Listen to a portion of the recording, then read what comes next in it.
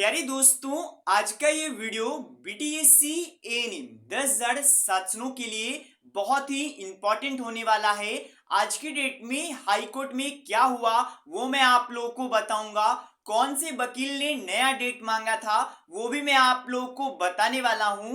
जैसा कि मैं आपको सुबह से ही जानकारी देता आ रहा हूं कि आज के डेट में हो सकता है यहां पर फैसला आ जाए या फिर इस मामला को रिजर्व कर दिया जाए। मैं लगातार आपको अपडेट देता आ रहा था, लेकिन दोस्तों बैड न्यूज ये है कि आज के डेट में इस केस को क्लियर नहीं किया गया। नया डेट दे दिया गया है। नया डेट क्यों पड़ा है, कैसे पड़ा है, सभी कुछ मैं आप लोगों को बताऊंगा। तो वीडियो के लास्ट तक बने रहिएगा। और जो भी स्टूडेंट्स इस चैनल पर नए आए हो, चैनल को सब्सक्राइब करके बेल नोटिफिकेशन ऑल सेट कर लीजिएगा। अब चलिए दोस्तों, जानकारी के ऊपर चलते हैं।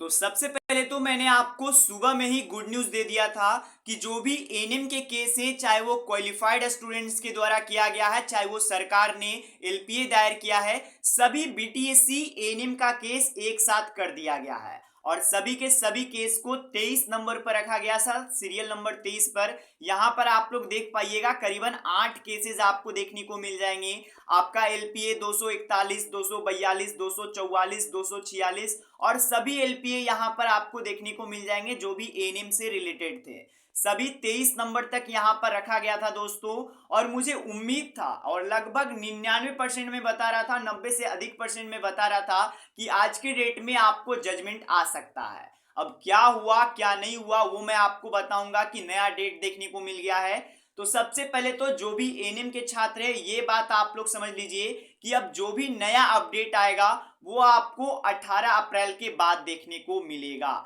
यानी कि अब अगला सुनवाई 18 अप्रैल को होने वाला है और उससे पहले कुछ भी नहीं होने वाला है। ये बात आप लोग समझ लीजिए।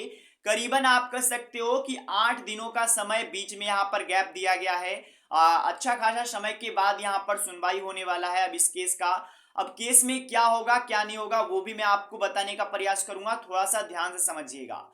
सबसे पहले अभी के समय में क्या है, बहुत सारे लोगों का कहना है कि वो वकील ने यहाँ पर डेट मांग लिया, किन्हीं का वो कहना है कि वो वकील ने मांग लिया। मैं किन्हीं का नाम नहीं ले रहा हूं, ध्यान से समझिएगा। अब जो भी देखिए, अभी के समय में मैं लगातार आपको बता रहा हूं कि जो नहीं होना था वो सब कुछ हुआ है। यानी कि जो सभी एएनएम बहनें सबसे पहले तो एक हैं, ये आपको समझना चाहिए था।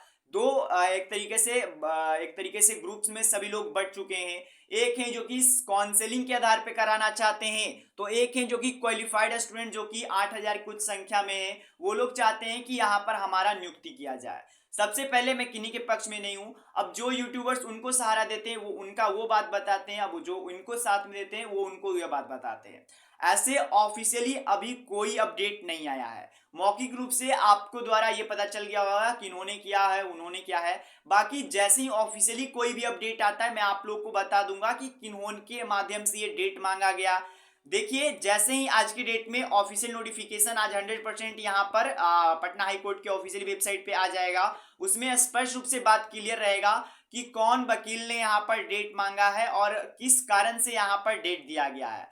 एक पक्ष ये जो मुझे जानकारी मिली है उसके अनुसार सभी का कहना है कि जो संविदा एनिम के द्वारा जो वकील हायर किया गया था उनके द्वारा यहाँ पर डेट मांगा गया, जूनियर वकील को भेज दिए गए थे। इसके कारण से उन वकील जो मेन वकील है वो नहीं आया और इसी कारण से डेट मांगा गया और 1 सप्ताह का डेट दिया गया है। अब देखिए रियलिटी क्या है, मैं ये नहीं कह रहा हूँ कि 100% यही बात है, कुछ अलग भी हो सकता है। लेकिन जो मुझे जानकारी मिली है वो मैं आपको बता रहा हूँ। जैसे ही ऑफिशियल नोटिफिकेशन आता है मैं आप लोग को बता दूंगा। अब जो भी था, जैसा कि ये एलपीए कौन सा है, तो ये एलपीए 238/2024 है। अब इसमें भी 18 तारीख आपको देखने को मिल जाएगा। अब ये दूसरा देख रहे हो, ये आपका एलपीए है वो 269, यानी कि ये क्वालिफाइड वालों का है। तो क्वालिफाइड वालों में भी आप देख सकते हो 18 का है। यानी कि जो भी एनिम के केस थे करीबन 8 एलपीए अभी के समय में है, क्वालिफाई और दोनों को मिला करके 8 एलपीए। तो सभी के सभी को यहाँ पर 18 को अब सुनवाई होगा। अब सभी कुछ चीफ जस्टिस और हमारे high court, Patna high court के पर आप कह सकते हो नतीजा पर डिपेंड करता है। बहुत सारे लोग का कहना है कि इनका पक्ष भारी रहा है उनका पक्ष भारी रहा है। एक बात आप सोच लीजिए, अगर किन्हीं का पक्ष आपको लग रहा है भारी रहा है तो आपको बता सकते हो, कोई भी दिक्कत नहीं है। लेकिन दोस्तों हाई कोर्ट को भी ये समझ में है कि मेरे अनुसार मैं आपको बताना चाहता हूँ 50-50 चांस है, ना ही किन्हीं का भारी है ना ही किन्हीं का ज्यादा है। अब जो नतीजा आएगा वो हाई कोर्ट नाम मानेगी।